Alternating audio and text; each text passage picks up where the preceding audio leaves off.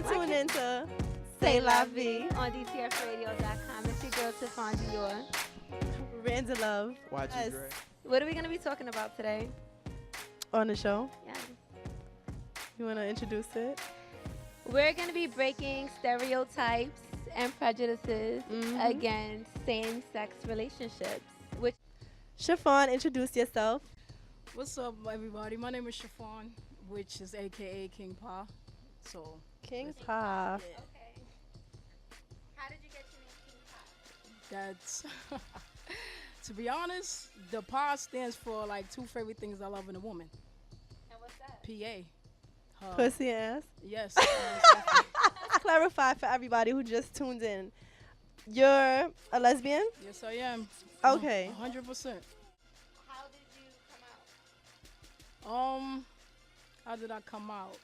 Honestly, I just say I got kind of caught with my moms. I was kissing on this girl, and she just caught me, so I just was like, forget it now. My mother knows that I'm out the box now.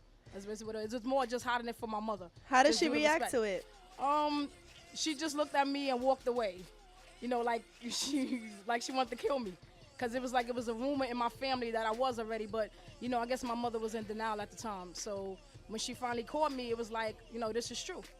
Did you ever sit down and have like an actual talk? Yeah, once she caught me, we spoke like that next day, and I just told her. So now she calls me her daughter's son. Do you ever want to have children? No, that's what she's for.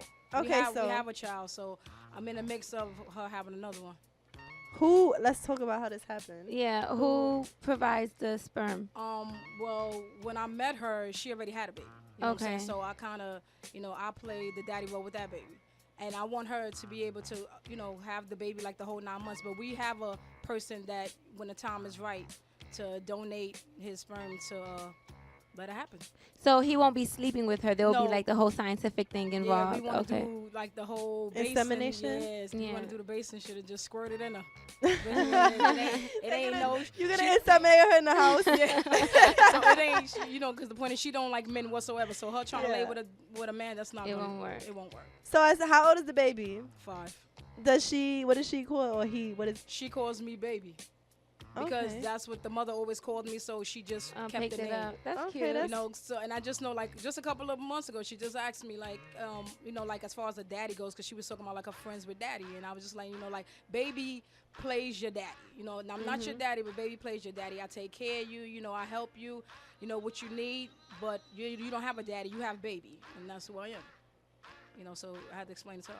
That's good. That's nice, and that's a good way of putting it. Yeah, you need to talk to the kids about that because, you know, she goes to school and everybody has we Yeah. don't worry, we ready for that. We know it's gonna be like a lot of talks, like you got 2 mommies or you got 2. Yeah. No, we ready for it. That's In this good. industry, you know, in this world today, you gotta be ready for anything, regardless if you're straight or not. So Definitely. that's it. Okay, Very so we're true. going to get into a song and then we'll come back with a few more of our guests. Yes, Stay thank you, tuned. Chiffon. We have 2 very special guests before you right now. We have Marquise and Snoop. Yeah, what up, what up? Introduce yourself. Hey, what's up? This is Marquise. Turn on that shit. What's going on? It's Snoop, also known as SP the Cat. What's going on? Okay. Okay. If you weren't tuned in before, we're doing a special episode on homosexuality and breaking the stereotypes. So, Yes. So let's start with Marquise. Marquise, explain your background. yes. That's an interesting way of putting it. Well, I guess my reason for being here today is to share my experience as somebody who's trans identified, meaning that I was born female, but I live as a male. So. Okay, and what's the politically correct way for saying that you're a trans? Technically, you would say a trans man or a trans guy. You could say terms like trans masculine. Obviously, a lot of different trans guys will identify in different ways, so I don't know if trans masculine is always appropriate because not all trans guys are masculine either. But for the most part, I'm male identified, so guy Okay. is fine. Let's just clarify for our viewers. What's the difference between a trans man and a trans guy and a transsexual or a transvestite? Trans man. Let's go or- through each one of them. Got you. So a trans man or a trans guy, it still falls under the line of somebody who's female to male. It's just different language to describe what a female to male transsexual is. Somebody who's a transvestite, actually is really old language. Is derogatory, really. Okay, so we don't use that. But Okay. no. It's okay because I think it does have some sort of weight and some sort of capacity. But a transvestite would be somebody who's a cross-dresser, basically. They are not gay. They just prefer to dress up in the opposite gender or sex's clothes. But it's a fetish, being a transvestite. A woman could be a transvestite. It would just be basically you're a cross-dresser. That's pretty Okay. much what it is. Kind of like that basketball player back in the day. What's his Well, name? Dennis Rodman. Like Dennis Yeah. Rodman. Dennis Rodman, technically, actually, you could call Dennis Rodman a transvestite. Okay, Okay. so Because- he has the male parts, but he just Right. dressed like a female from Right. time to time. Right, but he still likes women. So, And Okay. then, did you go through transsexual yet? a transsexual is somebody who is attempting to transition their sex and not just their gender, meaning that they're getting sexual reassignment surgery. So, if it's a male, they're gonna get bottom surgery. They want to get a vagina. They want breasts. They want implants. That sort of thing. They are actually changing their sex, not just their gender, because there's a difference between sex and gender too. Okay. So did you change yeah. your sex?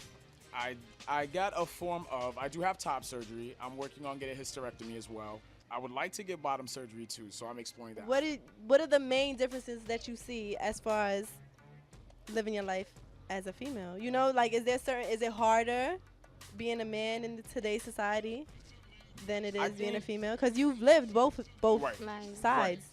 I think that living as a guy, there's definitely male privilege.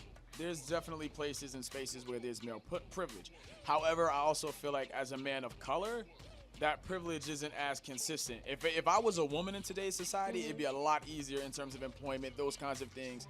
Depending on what kind of work you're in. I work in social work, so for me it's a little bit different. But I think in terms of like those kind of experiences, I can see that different. That kind of difference. I think in terms of dating, it's really different. It's one thing for people to assume that you're a butch lesbian, because in today's society, that shit's like, it's popular. You know what I'm saying? Being a butch is like having a fucking pair of Jordans. It's everywhere. But being trans is not something that people see every day.